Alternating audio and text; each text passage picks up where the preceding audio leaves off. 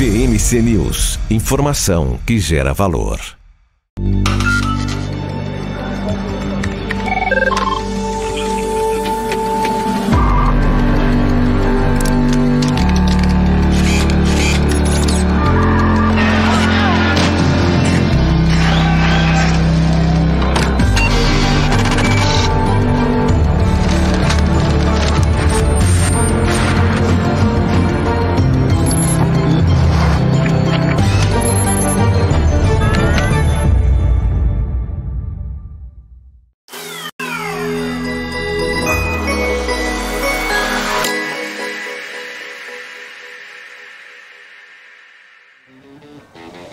Boa tarde, eu sou Rafael Pasquarelli e divido a bancada aqui com Felipe Ferreira e estamos aqui no programa Você com Dinheiro, falando sobre temas relacionados ao mercado financeiro, especificamente sobre fundos de investimento.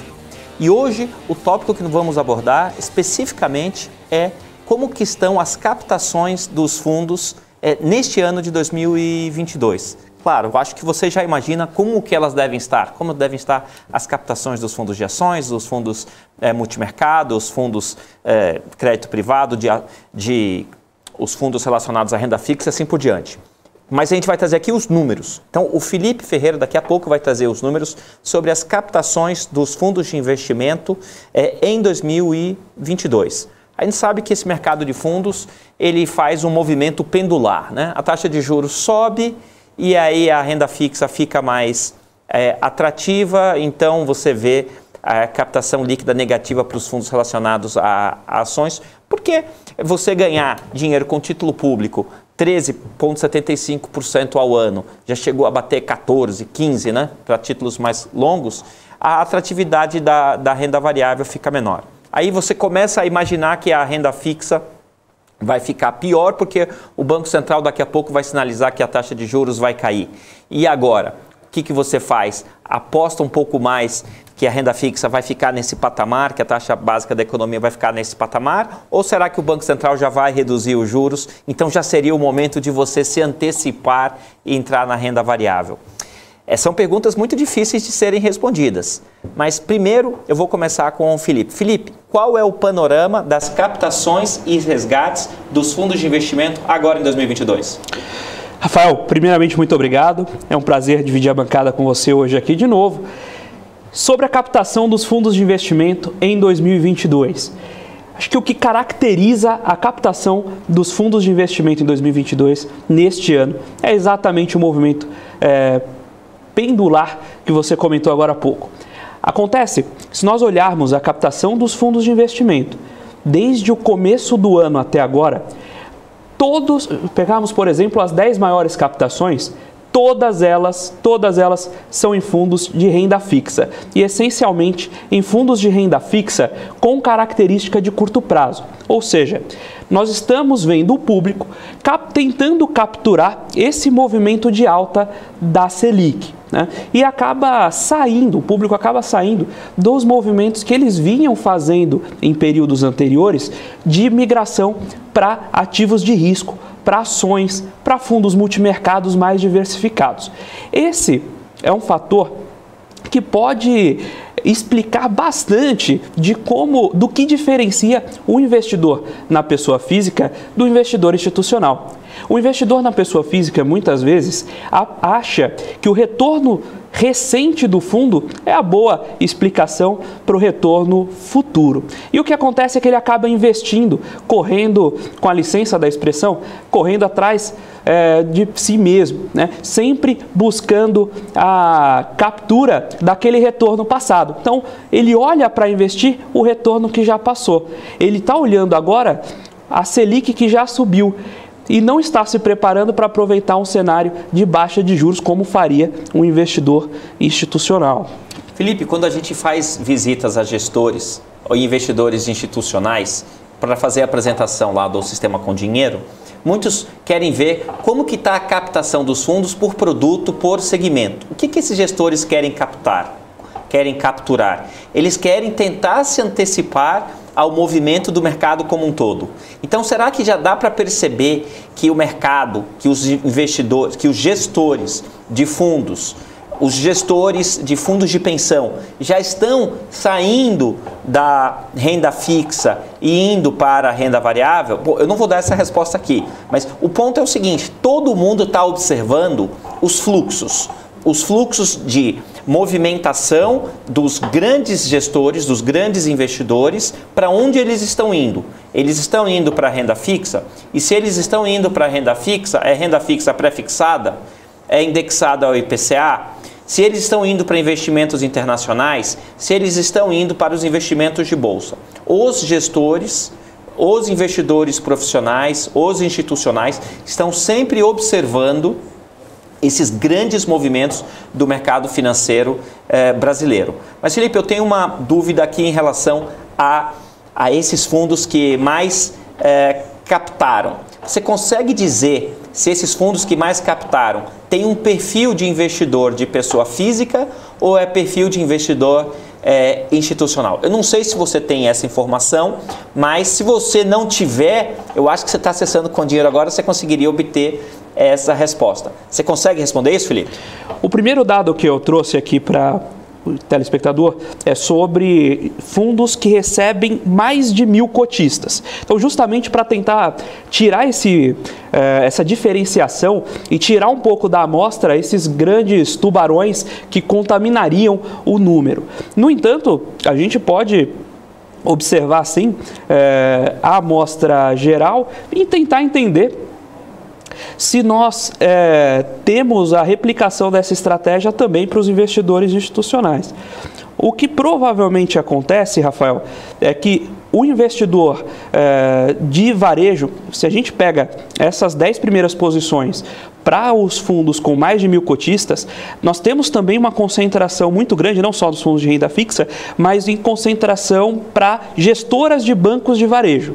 Então, o que nós temos aqui é que não só esse investidor está migrando para um ativo voltado a juros de curto prazo, mas também existe eu não vou dizer flight to quality, acho que aqui a expressão não seria apropriada, mas uma busca de um ambiente mais confortável a ele do que ele já vinha buscando em períodos anteriores.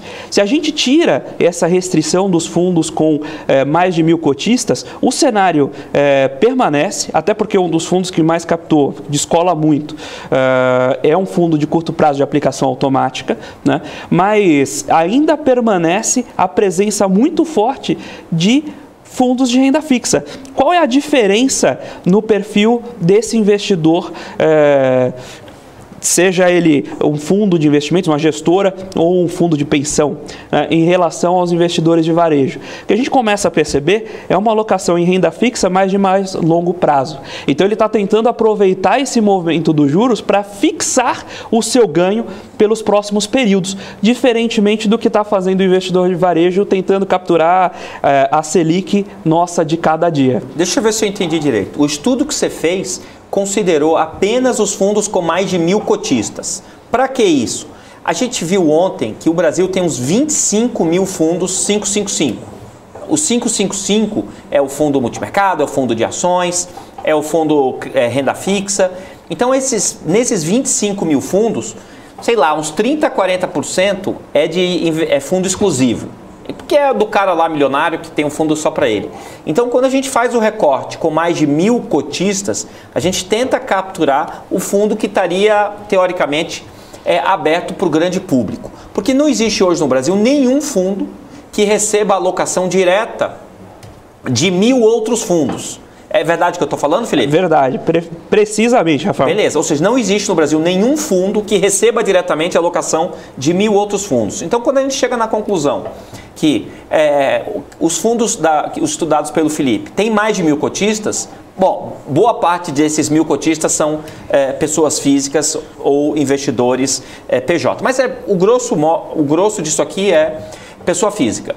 Muito bem, qual que é o nome do primeiro fundo que você obteve com mais de 1.000 cotistas e que captou para chuchu esse ano? Vamos lá, só um segundo. Eu só queria complementar uma informação da rodada anterior. Além dos fundos de longo prazo, há também uma forte presença dos institucionais em alocações, por exemplo, de crédito privado, que é um outro tema que a gente deve voltar a discutir hoje.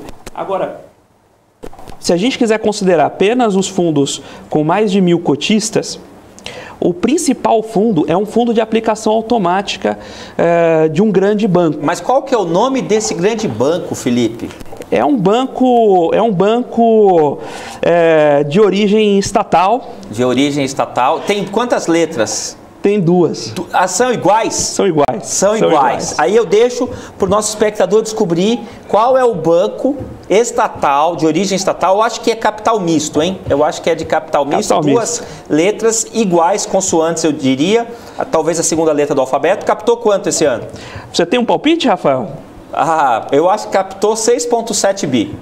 Captou um pouquinho mais do que isso. Captou quanto? O segundo colocado, para não deixar o número muito distante, o segundo colocado captou 10,7 bi esse ano. O segundo colocado captou 10,7 bi. Pessoal, olha o poder que tem as assets dos bancões, né? Captar num fundo só, perceba, a gente está falando da gestora inteira, a gente está falando de um fundo só. O segundo colocado captou 10 bilhões. Esse primeiro colocado captou quanto? 200 bilhões de reais no ano. Não é possível. 200, você não leu errado não, Felipe? Não. É um fundo de aplicação automática. Então esse é o tipo de fundo que captura aquele saldozinho residual na conta corrente do cotista. Sei. Isso faz com que ele tenha volumes de captação durante o período muito diferentes dos demais.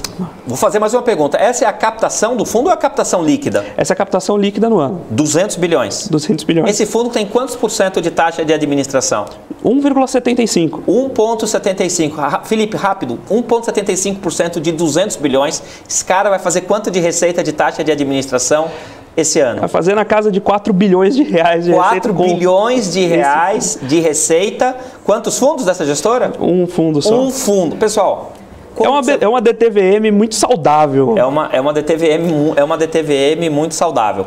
E aí o segundo colocado captou 10, certo? Sim, esse é até um caso interessante, é da mesma gestora, e é um fundo de renda fixa simples.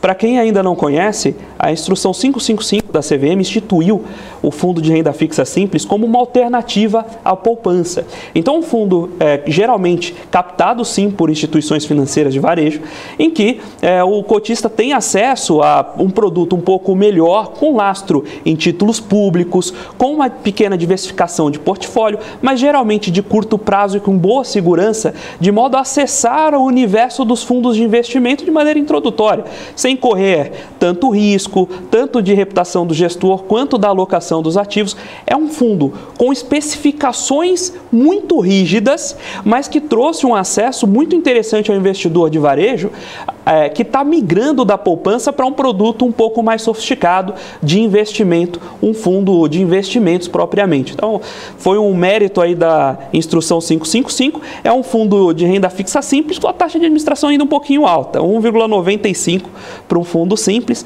mas uma aplicação mínima muito interessante, você pode aplicar a partir de 1 centavo nesse fundo. Quer dizer que o camarada vai pagar 1,9 de taxa de administração para alocar num fundo que provavelmente está lotado de LFT. Mas tudo bem. Aí o pessoal olha esse tipo de dado e fala, pô, vou montar minha gestora. Pessoal, calma, porque montar uma gestora e uma gestora longeva não é fácil. Eu tiro aqui meu chapéu, dou os parabéns aos gestores longevos com PL que justifique a sua existência, porque não é simples. Outro tema que a gente pode abordar outro dia é: muitas gestoras estão perdendo captação e talvez algumas delas não vão sobreviver, vão ter que se juntar com outras. É esperado, estava falando com alguns gestores, é esperado um movimento de consolidação nesse mercado, porque tem alguma gestora independente aí nessas 10 gestoras nesses 10 fundos que mais captaram esse ano? Nesses 10 fundos que mais captaram esse ano, todas as assets são vinculadas a algum grande banco. Todas as assets são. E qual é a maior taxa de administração aí de um fundo que captou para Chuchu esse ano? Olha, aqui eu estou fazendo uma seleção apenas com os fundos que captaram mais de R$1 bilhão este ano e tenham lá mais do que os 1.000 cotistas, né? E aí a maior taxa de administração é até moderada para os padrões que nós costumamos ver nesses levantamentos, a taxa de administração de 2%. E é um fundo de renda fixa, é isso? É um fundo multimercado. Ah, multimercado. Ah, mas aí o multimercado pode cobrar 2%, contanto que ele entregue. E de novo, é de bancão. Nesse caso não é de uma gestora associada a uma outra distribuidora, mas, que também tem 2 letras, mas não é vinculada propriamente a um bancão. Fundo de renda fixa, a maior taxa de administração aí sim é de uma asset vinculada a um grande banco e é 1,95, bastante próximo. Inclusive aquele fundo de renda fixa simples que nós comentamos. Entendi. Então, existem fundos que estão capturando a saída do risco, porque quase todos esses fundos que você mencionou são de baixo risco, certo? Perfeitamente. A grande maioria são fundos de baixo risco e de curta liquidez, ou seja, fundos que aplicam, se não aplicam em LFTs, mas aplicam em crédito privado de curto prazo, uma letra financeira, ou mesmo estruturas de depósito a prazo, mas com um prazo bastante curto de instituições financeiras de primeira linha. Mas você tinha mencionado, Felipe, um dado que alguns desses fundos, num dos recortes que você fez, estavam tentando travar uma taxa de juros mais alta.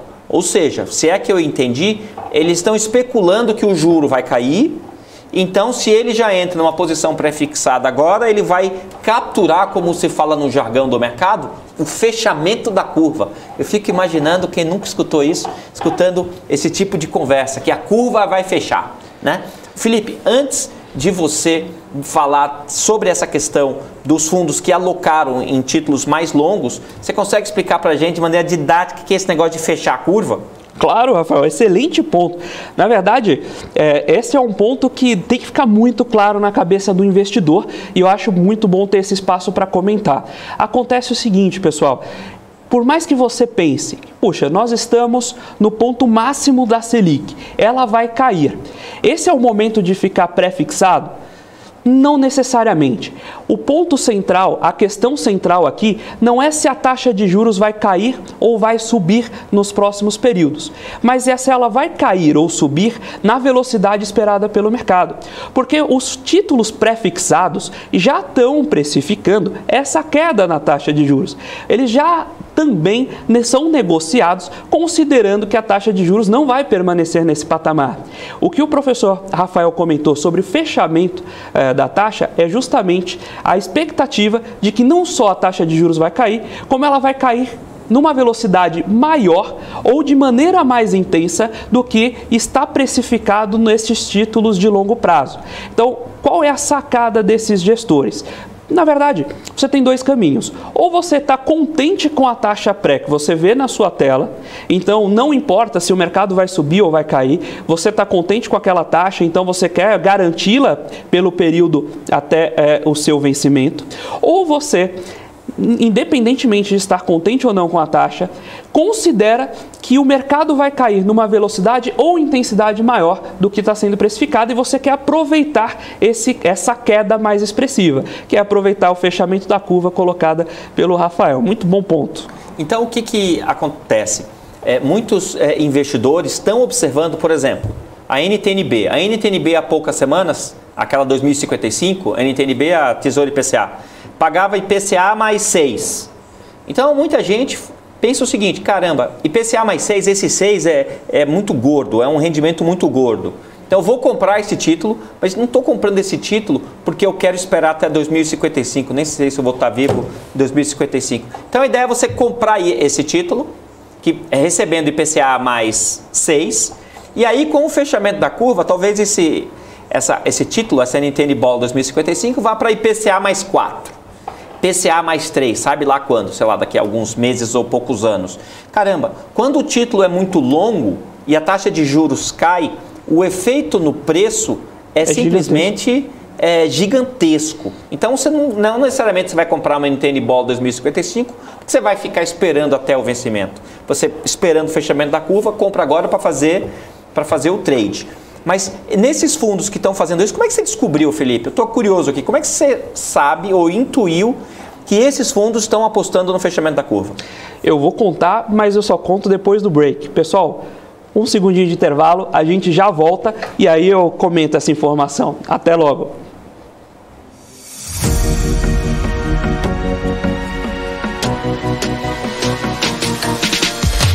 PMC News. Informação que gera valor. Notou a inflação explodindo recentemente? Preço da gasolina? O seu dinheiro está desaparecendo? Rentabilize suas criptomoedas com a Bybit Ganhos. Tudo isso em uma plataforma intuitiva, segura e dinâmica. Não perca mais tempo, porque tempo é dinheiro. Abra sua conta hoje mesmo. Bybit.com. A CapTable é a maior plataforma de investimentos em startups do Brasil que conecta você, investidor, a essa nova economia. Nós selecionamos e avaliamos as empresas em ascensão de forma rigorosa. E você se torna sócio das marcas mais inovadoras e com futuro exponencial no mercado. Invista de forma descomplicada, inteligente e exponencial. Acesse captable.com.br e faça parte da nova economia.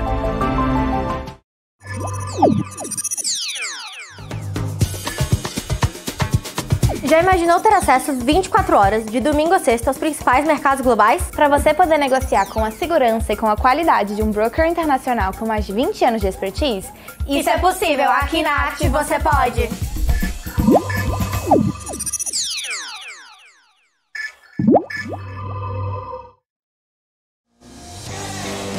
Bom, estamos de volta aqui para nosso programa Você com Dinheiro. Estamos falando hoje sobre a captação dos fundos de investimento, né? O segundo fundo que mais captou 10 bi. O primeiro captou uma exorbitância, né? Quando eu vejo um número assim exorbitante, falo, vamos ver na fonte para ver se não tem um dado errado na fonte, que às vezes tem um errinho lá de estagiário que digitou um dado errado e vem 10 vezes maior, 10 vezes menor. Então a gente sempre tem que fazer um double check desses números. Mas, Felipe, me fala de novo como é que você descobriu, qual foi o algoritmo super sofisticado que você usou para descobrir que os fundos que mais captaram, ou alguns dos fundos que mais captaram, o gestor estava investindo no longo prazo. Você usou inteligência artificial? O que você usou para descobrir isso? A inteligência humana mesmo.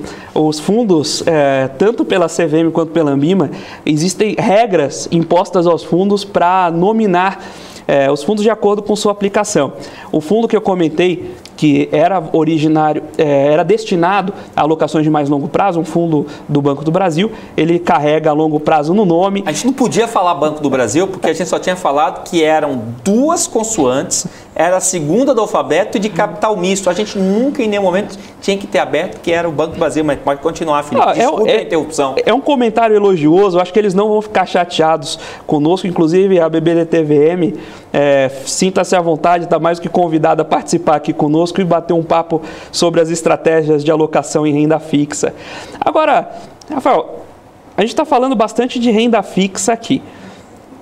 Você tem ideia de quantos fundos, com mais de 1.000 cotistas, a mesma regra, de ações captaram positivo esse ano, ou seja, captação líquida positiva, captaram mais do que tiveram de resgate esse ano? Puxa vida. Eu acho que essa pergunta é um tanto quanto capciosa. Vou explicar por quê. Eu sei que eu estou enrolando, não respondendo diretamente. Porque tem muito fundo de ação que investe no exterior. Você compreendeu? Então, às vezes, o investidor sabe que o mercado brasileiro não está bom e aí carrega os fundos que fazem alocação lá no exterior. E eles também são classificados de ações. Então, eu vou responder o seguinte. Quantos fundos de ações brasileiros que não investem lá fora tiveram captação positiva? Puxa, Felipe, eu vou dizer um aqui. Deixa eu pensar.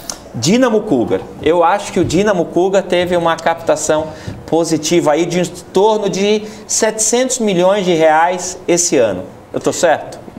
Mas o Cougar tem 1.000 cotistas? puxa, então eu errei, porque o Dynamo Cougar não tem 1000 cotistas. Mas fora essa restrição, então nenhum, não sei. Nenhum? Não, tem 39 vencedores que estão ali cabeça a cabeça para manter sua captação positiva. Tem uma boa parte desses fundos tem uma pequena contaminação. Por exemplo, o primeiro colocado do ranking é um fundo de ações da Eletrobras. Então, foi um fundo que se beneficiou do processo de privatização da Eletrobras. Agora, no caso das gestoras de ações, temos um outro ponto interessante. Aqui sim, nós começamos a ver gestoras independentes aparecendo no ranking. O terceiro colocado do ranking é um fundo long bias da Absolute. Né? Então, deixa eu ver se eu estou entendendo. A gente agora não está mais falando de renda fixa, o nosso corte agora é fundo de ações. Você concorda? É isso. E nesse fundo de ações, você não conseguiu expurgar, por exemplo, o efeito de se poder investir nas ações da Eletrobras. Ou seja, tem fundo da Eletrobras. Tem o fundo da Eletrobras aqui, não é FMP, porque aqui eu estou olhando apenas os fundos 555. Os FMP são regulados de uma forma diferente, mas dentre os fundos 555 também há investimentos em ações da Eletrobras. E são fundos que foram criados agora com esse fundamento, então por isso eles acabam, eles não tinham como ter captado e perdido cotistas ano passado. O fundo foi criado recentemente. Agora, mesmo com essa condição, mesmo também incluindo aqui os fundos de grandes bancos, a gente já consegue encontrar no pódio, né, entre as 3 maiores captações, gestoras independentes. Então, o investidor do fundo de ações vem com uma característica diferente do investidor daqueles fundos de curto prazo e renda fixa. Entendi.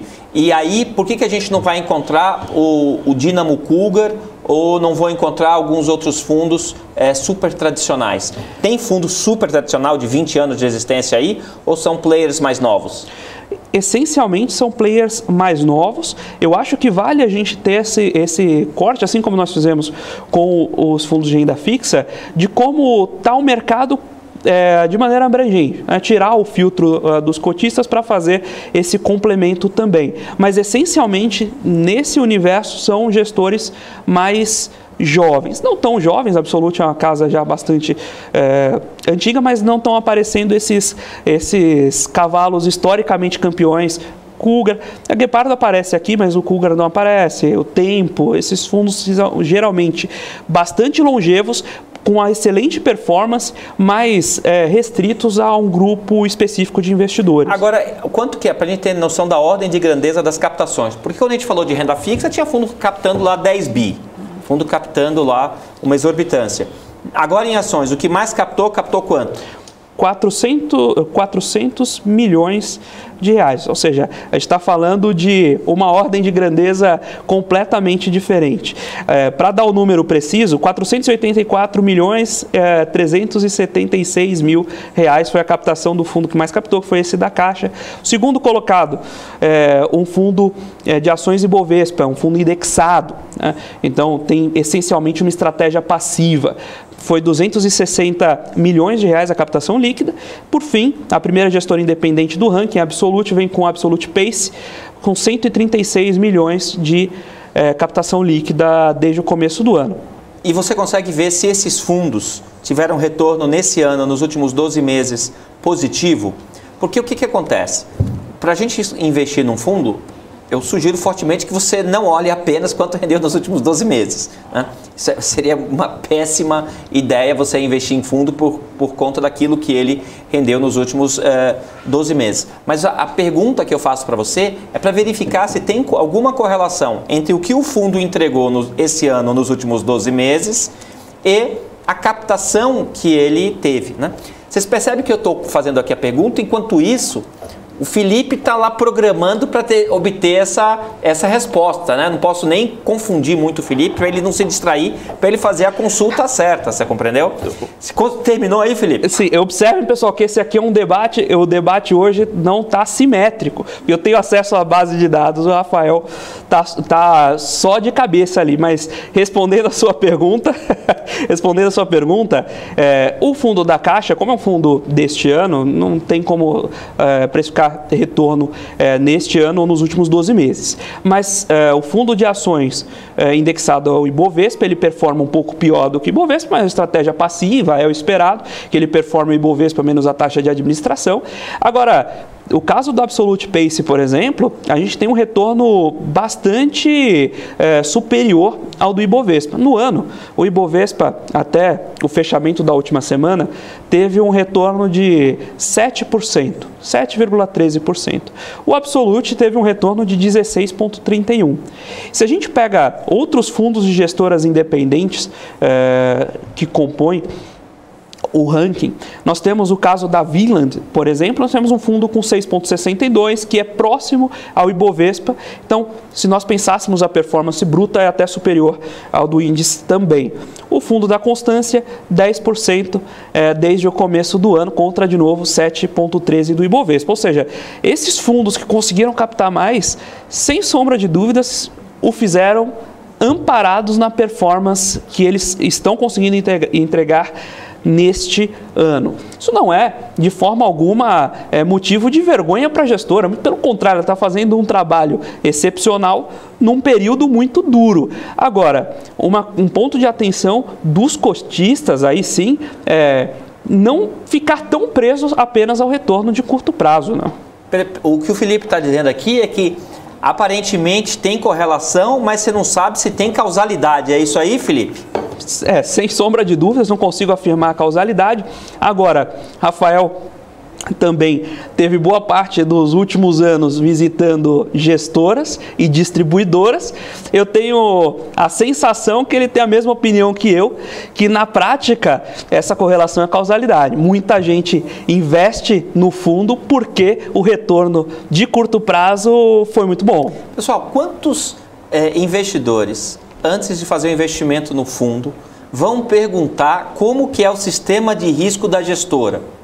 Agora, quantos vão perguntar para o seu assessor, para o seu gerente, qual está dando mais? Eu fico imaginando se eu pudesse colocar um grampo e escutar as conversas. Não pode, eu sei que é proibido, mas não vou fazer isso não. Escutar as conversas entre o investidor e o assessor, ou gerente, ou banker, né? Banker, nossa terminologia pomposa. E aí o investidor perguntando para o banker, e aí, qual que está dando mais? Eu poderia jurar que boa parte das respostas dadas pelos bankers, assessores, são para essa pergunta, porque o investidor médio fica olhando pelo retrovisor.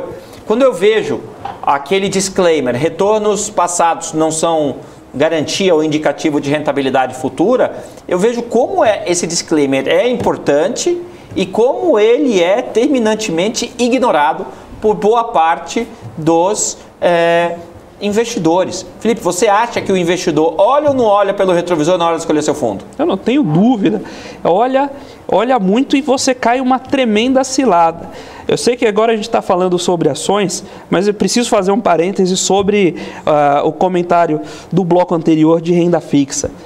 Imagina você, investidor, como o professor Rafael comentou no bloco anterior, você é investidor de um fundo de renda fixa, você está buscando um fundo de renda fixa. E aí, você vem num período em que a taxa de juros está despencando, numa velocidade muito maior do que a prevista. O que vai acontecer com o preço na marcação a mercado, que nós comentamos ontem? O que vai acontecer com o ativo de renda fixa pré-fixado? Bom, ele vai explodir, o preço vai subir muito. Consequentemente, o fundo que guardava aquelas alocações tem uma performance extraordinária nesse período de decréscimo da taxa de juros. Só que esse aumento extraordinário está antecipando um período de vacas magras para esse tipo de fundo. E o que o investidor, pessoa física, está fazendo? Ele está indo atrás desse indicador como uma provisão de ganhos futuros, o que é exatamente o contrário do que ele deveria fazer. Então, conhecer, tudo bem, pessoal, nenhum investidor precisa ser especialista, precisa ser PhD para começar a investir, mas conhecer essencialmente os produtos de investimento e as regras que compõem o seu preço e o seu retorno é fundamental, é uma disciplina fundamental para cuidar do seu próprio dinheiro. Ô Felipe, falando de captação de fundos de renda fixa ainda aqui, agora a gente esteja falando de ações, mas eu queria voltar. Você voltou, eu também tenho o direito de voltar ao assunto de renda fixa. Eu lembro que durante o governo Dilma tinha um fundo que apostou que a taxa Selic iria cair bastante. Era um fundo cuja sede ficava aqui no Itaim, visitei essa gestora, e ele foi o primeiro a apostar que os juros iam cair. Era um fundo multimercado e o fundo realmente caiu. E aí o gestor apostou que ia cair mais, caiu. Só que chegou um momento que a taxa de juros parou de cair, mas esse gestor continuou apostando que a taxa de juros iria cair. Ou seja, ele errou a mão, porque depois a taxa de juros subiu. Essa gestora não existe mais. Eu lembro que ela saiu rapidamente de 1 bilhão, foi para 6 bilhões, e rapidamente voltou para 1 bilhão e depois ela fechou, mudou de nome ou algo do gênero. Por que eu estou falando isso? Porque é muito difícil acertar o tempo do mercado. É muito difícil acertar o market timing. E aí eu queria perguntar para você o seguinte: é fácil acertar exatamente quando a taxa de juros vai começar a cair?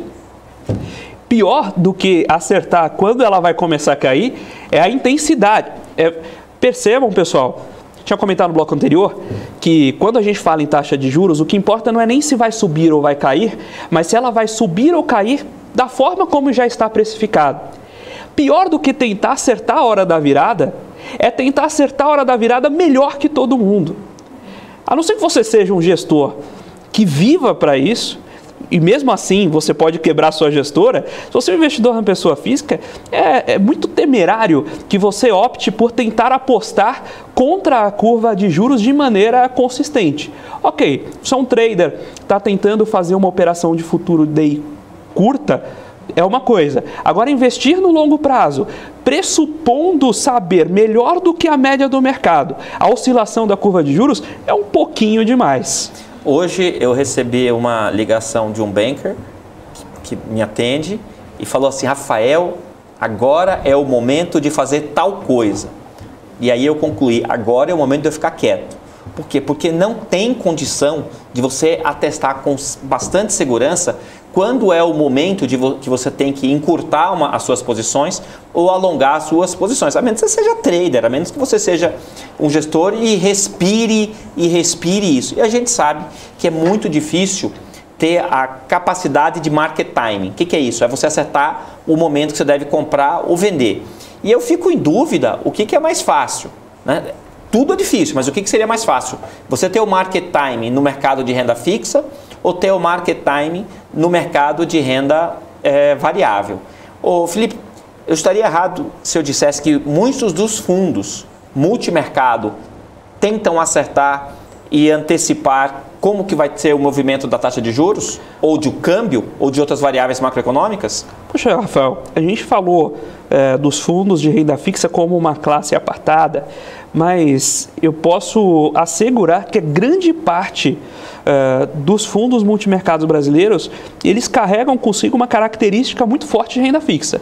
A estratégia de fundar o fundo é ótimo, né? Mas a estratégia de lançar o fundo como multimercado é justamente para ter maior liberdade em outras frentes. Mas, essencialmente, esses fundos investem em ativos de renda fixa, e o que os diferencia de um grande fundo passivo que só compra LFT, como os estudados anteriormente, é justamente a suposta capacidade do gestor em acertar esse tempo.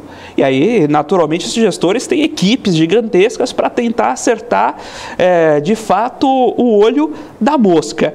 Agora, uma outra questão que a gente pode trazer aqui é quanto é possível fazer isso e quantos gestores de fato estão fazendo esse tipo de operação, ou simplesmente usam fundos multimercados de crédito privado para tomar um pouquinho mais de risco de crédito e manter suas performances acima do CDI, garantindo uma boa taxa de performance, né? Felipe, a gente vai conversar aqui com as pessoas que vão ser capazes de responder a muitos dos questionamentos que estamos fazendo aqui. Então, amanhã a gente já vai trazer o gestor de fundo. Na quinta-feira a gente vai trazer aqui para o programa outro gestor de fundo. Então, amanhã eu estou com a confirmação de um gestor de crédito privado e na quinta vai vir aqui um gestor de ações, né? Você já pode confirmar quem a gente vai receber amanhã e depois de amanhã, Felipe? Vamos guardar surpresa para o pessoal, mas não percam, amanhã nós já teremos a primeira participação de um convidado muito especial para falar sobre gestão de crédito privado. E aí vocês vão ver que a gente vai bater um pouco de papo aqui também sobre gestão de crédito privado daqui a pouco, mas vocês vão ver que o jogo é muito mais complexo do que parece. E na quinta-feira estamos trazendo também um nome muito interessante para falar sobre gestão de risco nos fundos de ações. Mas vamos guardar a surpresa, deixa o pessoal participar amanhã para acompanhar. E agora vamos mais uma vez para um pequeno intervalo, mas não saia daí, a gente já volta.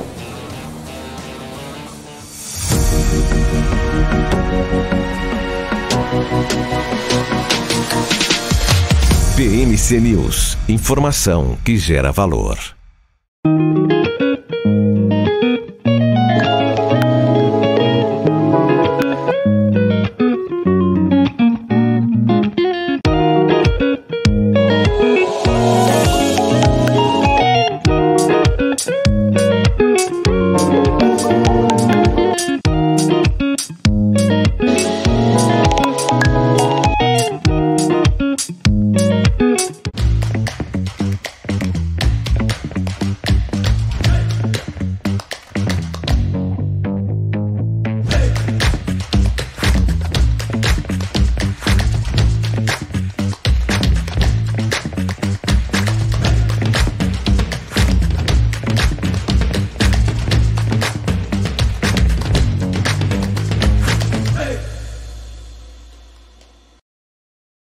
Você está cansado da mesmice, negociando em plataformas com ferramentas desatualizadas? Falta variedade e funcionalidade?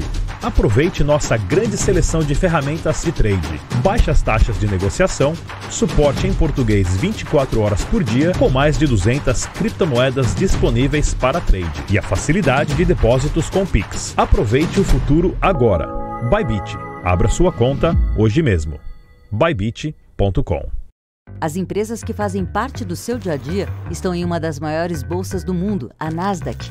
E a boa notícia é que você pode investir nessas empresas diretamente pela Avenue, sua corretora nos Estados Unidos. Com os dados das ações dos Estados Unidos fornecidos pela Nasdaq em tempo real, o cliente Avenue pode acessar diretamente as maiores bolsas do mercado americano.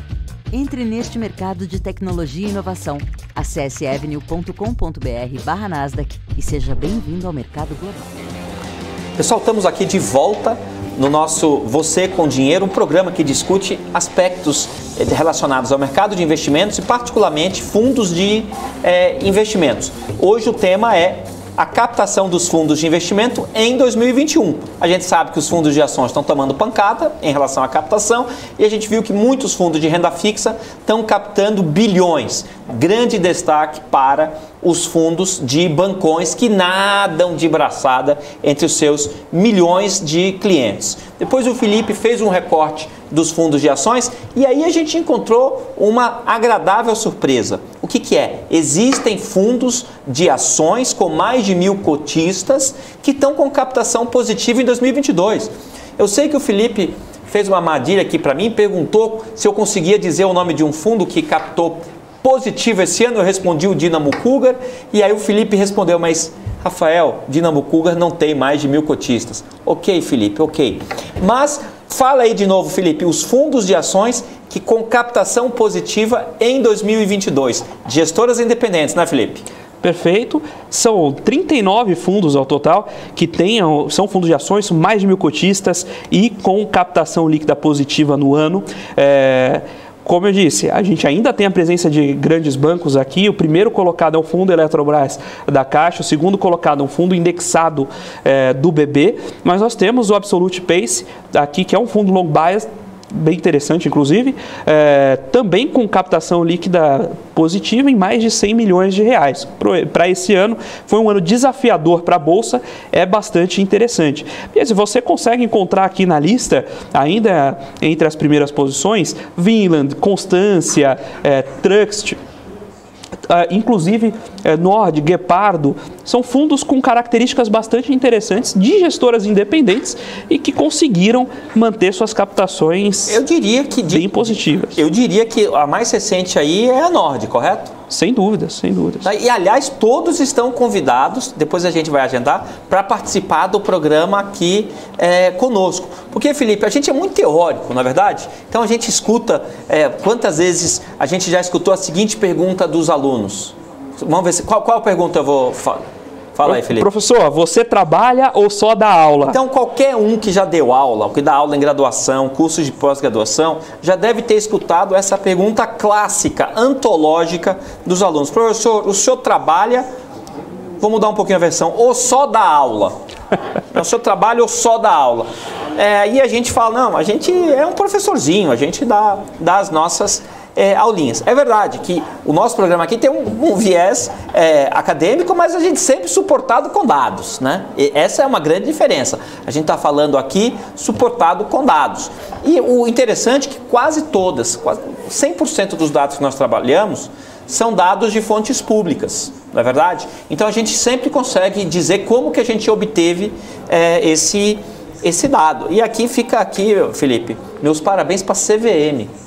Porque o site da CVM, para quem busca informação de fundos e outros valores imobiliários, tem muita informação. Eu ia dizer que é muito bom. É que ele tem um visual meio antigo, mas ele é muito bom. Ele é muito bom em termos de riqueza de dados. Pode ter certeza que tem dados que você encontra aqui na CVM que vai ser muito difícil você encontrar na SEC. Claro, mudando as empresas. Então, pessoal, a gente está trabalhando aqui com dados e dando a nossa opinião, porque a gente estudou um pouquinho sobre o tema, mas a gente sabe que a gente poderia ser criticado por não ter o aspecto prático. E Felipe, qual é a nossa solução para essa crítica?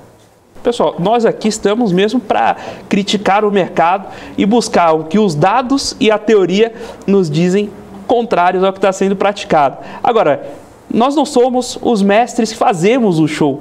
O show do mercado financeiro é conduzido pelos gestores. E é por isso que nós pretendemos trazer esses gestores aqui para conversar com você, investidor, e abrir um pouco de quais são os segredos, as fórmulas mágicas que eles têm dentro de casa.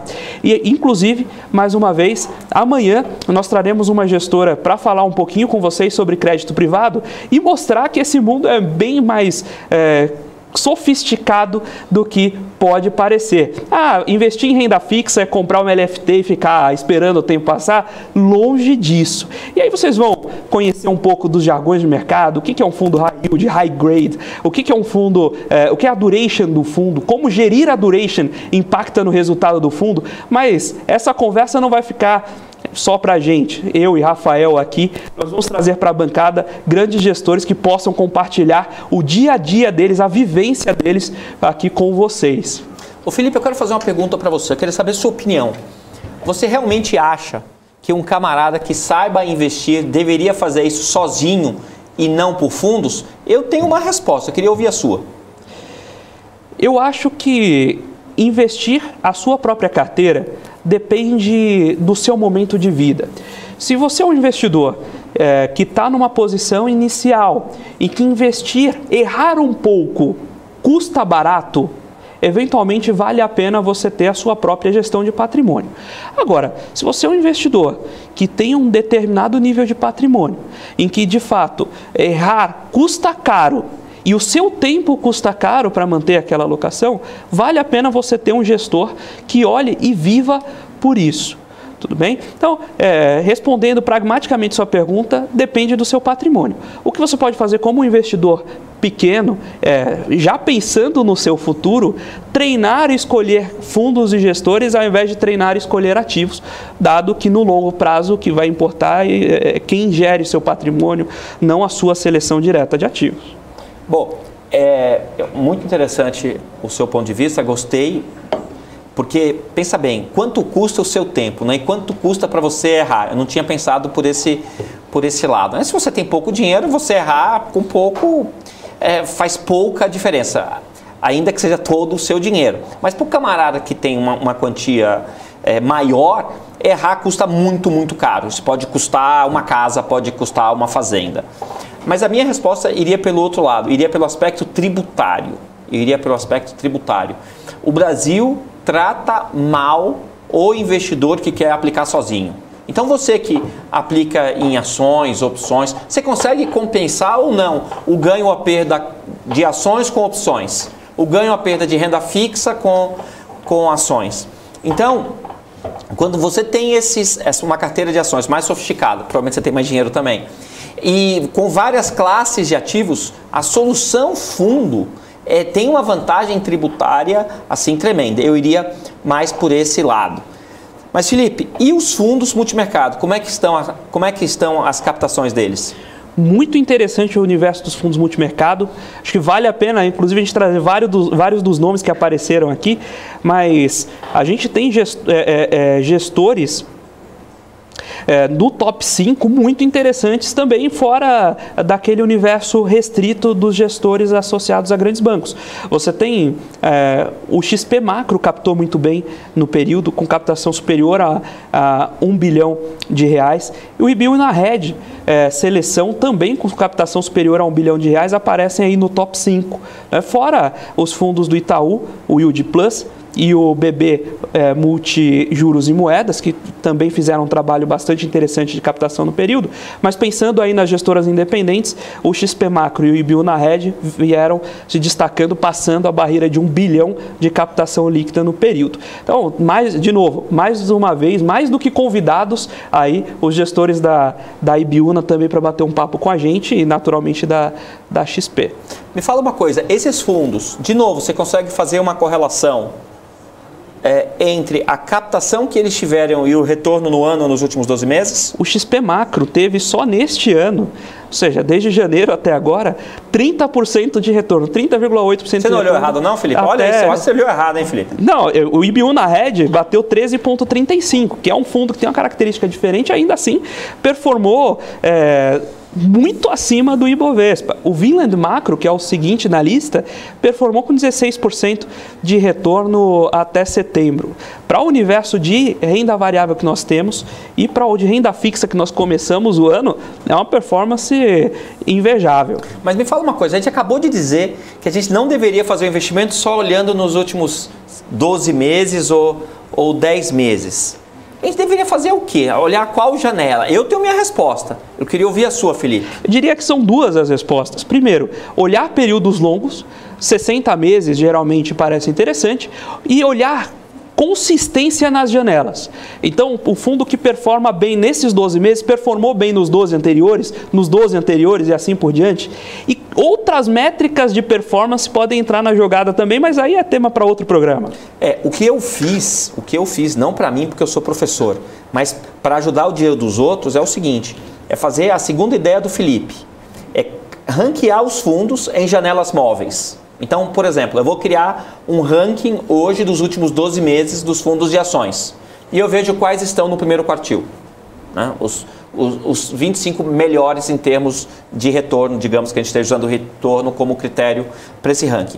Rodo esse mesmo ranking para um dia anterior, depois para o dia anterior e para o dia anterior. Ou seja, eu vou rodar um ranking com a janela móvel, vamos supor de 12 meses, um ranking por dia nos últimos 36 meses. E agora eu quero ver quais fundos, entre todos esses rankings, mais apareceram no primeiro quartil. Será que tem algum fundo que em todos esses rankings sempre ficou? Será que tem algum fundo que em todas as janelas, em todos esses rankings, sempre ficou no primeiro quartil? Isto é, não importa se eu rodei o ranking hoje dos últimos 12 meses, ou rodei há um ano o ranking dos últimos 12 meses, ou há 2 anos um ranking dos últimos 12 meses. Será que o mesmo fundo sempre fica entre os 25% melhores? Ou seja, é aquilo que o Felipe estava falando de consistência, a consistência no desempenho, a consistência de performance. Eu criei um algoritmozinho que já faz isso automaticamente e já mostra o gráfico de quantas vezes ou qual a proporção das janelas que o fundo ficou no primeiro quartil, segundo, terceiro e quarto. pasme, Felipe, tem fundo fazendo esse tipo de análise que fica no quarto quartil, ou seja, ele é o lanterninha em 100% das janelas. Isso existe.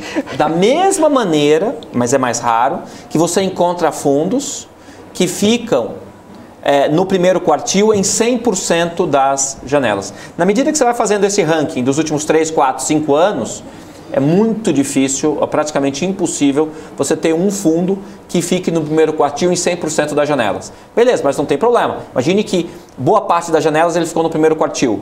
Em alguns casos ele ficou no segundo quartil e nunca no terceiro e nunca no quarto. Eu gosto bastante desse tipo de análise de consistência. E aí eu poderia jurar, mas tem que fazer o teste, né? A gente consegue testar isso, sob o ponto de vista metodológico, para ver se o que eu vou propor funciona ou não. E verificar se os fundos que mais captaram estão tem uma aderência maior entre o retorno dos últimos 12 meses, ou 6, o que você quiser, ou a consistência dele ao longo das janelas de tempo. O que você acha que vai dar, Felipe? Eu tenho uma opinião muito segura de que ele está mais aderente ao período curto, mas seria um estudo muito interessante. E uma outra coisa é que os fundos que mais performaram historicamente, eventualmente nem aparecem nas janelas do primeiro quartil. Foram fundos que mantiveram uma consistência muito grande ao longo de 20 anos. Eu até acho que eles estavam no primeiro quartil, mas eu acho que eles dificilmente ficaram em primeiro lugar. Isto é, é como quando você vê lá aquela corrida de São Silvestre, que quando tem a largada, já sai um camarada em primeiro lugar, né? Qual que é o nome? Tem um apelido, acho que é o Coelho, não é isso? Então, dificilmente esse Coelho chega em primeiro lugar, porque ele não consegue ter a persistência, ele não consegue ter consistência. E no Brasil, eu não vou dizer aqui nomes por motivos óbvios, mas existem muitos fundos que são o Coelho, né?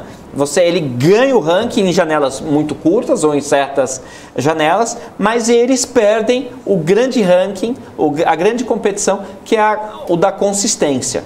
Você compreendeu? Então, é bem interessante que isso que eu estou falando, eu lamentavelmente tenho que dizer que a ideia não é minha, né? Falando com vários gestores, a gente vai percebendo qual tipo de critério o camarada usa para selecionar. Nesse caso, não é nem gestor esse tipo de ideia. É a ideia do alocador. Eu acho que depois a gente poderia fazer um programa diferenciando os alocadores de fundos dos gestores de fundos. Sem dúvida, acho que tem conversa aqui para muitos outros programas e a gente deve voltar com esses temas. Eu só queria caminhar aqui para o final fazendo a mesma pergunta que você me fez ontem. Me fala um fundo que você quer deixar para o público como nome curioso. Nome peculiar. Vejam se existe, procurem aí no seu sistema de fundos, se for com dinheiro melhor ainda. O nome do fundo é Marsupial Canguru. Ações. Procura se existe esse fundo, Marsupial Canguru e Canguru com K. Esse nome é difícil de bater. Mas já que você trouxe um nome de animal, eu vou trazer, você trouxe a fauna, eu vou trazer a flora. Existe um fundo, podem procurar, chamado Samambaia. O fundo Samambaia é um fundo exclusivo com um patrimônio bem pequenininho, pode procurar. Pessoal, vou aproveitando essa sessão para trazer aqui o encerramento do programa. Muito obrigado pela sua audiência e volte amanhã com a participação super especial de um gestor, acompanhado aqui pelo professor Rafael Pasquarelli. Não perca. Muito obrigado e até a próxima. Um abraço a todos, até amanhã.